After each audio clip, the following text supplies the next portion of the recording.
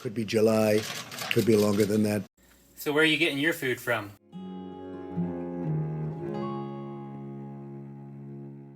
So we're about to start our very first garden. A lot of people are starting gardens right now with everything going on in the world, but this is going to be our very first one. And we got the standard little 72 cell trays. I know a lot of people like to do them in solo cups or in soil blocks, where they say that if you use these tiny trays that you're going to have to transplant them into something larger if you're not able to get it outside. So for instance, if you start this too early and you still have a frost date ahead of you, you're going to have to put these in something bigger before you transplant it outside. My hope is that we get everything in these, and in 4 weeks we're past our last frost date and we can actually start putting it into our soil. So the girls are going to help me. I'm going to dump some soil in here. We're going to pre-moisten it, get it nice and mushy and wet, and then we're going to fill these cells and start putting our seeds in. We already used this kind of mix before. Alright, we're going to start with that much. So there's like big clumps. Alright, break up the clump. Because if you get any soil, there's big chunks in here. Feels like the car. Ew, nasty. Alright, mix it in. Ew, this looks nasty. No, you don't make us do that. Go ahead, put your hands in there. No! Yeah, like this. Like you're mixing a brownie batter. Break all the clumps. Brownie! Go ahead. Daddy, let us do it on Go there. ahead. Alright, you need to do it. Brownie bear! Yeah!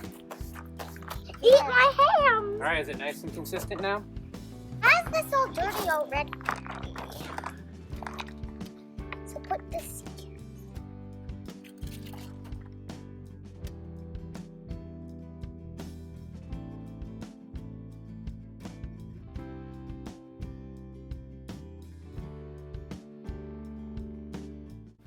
Alright, so I went on my computer and I made a chart to organize myself, and I have every single cell on this tray mapped out as to what it is and where it goes.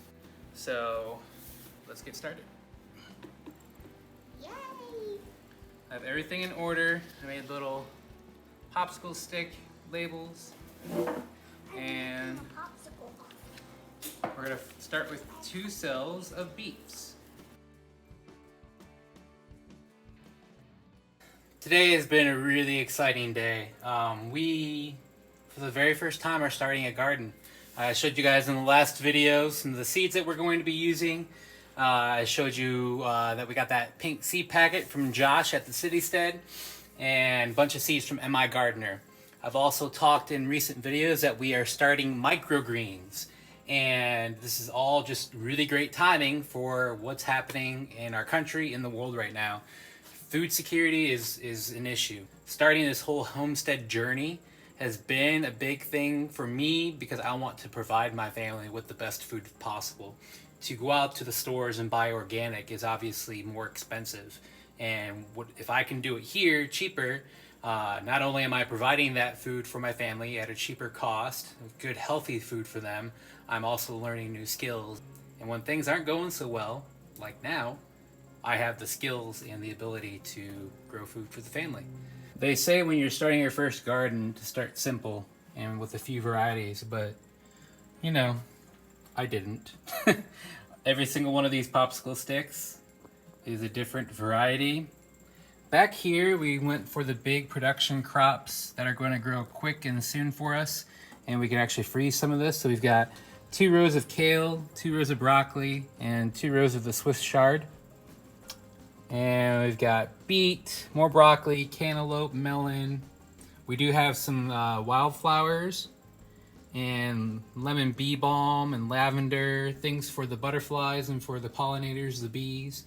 All sorts of tomato varieties, peppers. For the most part, I sowed multiples of everything. And my hope as a very rookie gardener is that if I can get half of these cells to grow successfully, we're gonna have a really kicking awesome garden. I really don't know what I'm doing. I'm just watching all the YouTube videos, just taking all the information, we weren't really planning on starting a garden this big this year. We were gonna go like one raised bed of just some stuff just to get started. You know, we got the house built, and this is very new to us. But again, current situation warrants us starting a little bit bigger with this. I've got this grow room set up in here for the microgreens. And speaking of microgreens, let me show you. This broccoli right here is just beautiful. Look at this. Absolutely gorgeous.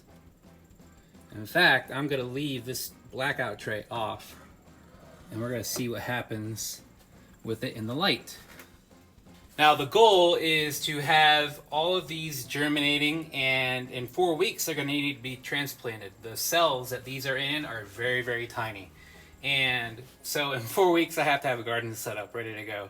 Right now I'm doing a lot of research, trying to figure out the best method. I think we're going to do raised beds just outside our house. And I think I'm going to make those out of corrugated metal roofing panels. Because those same raised beds, even though we don't have the greenhouse yet, I can take those raised beds and put them in the greenhouse when it's eventually built, probably 2 to 3 years from now. Looking at plans, if you have any ideas, feel free to leave them below. But we want to get some raised beds set up, so I've got I'll say 3 weeks to get those built. Well, thanks for checking out this video. We're doing a lot to try to make sure that we've got food for our family, and we hope that you guys are doing the same in whatever way that works for you. We'll see you in the next video.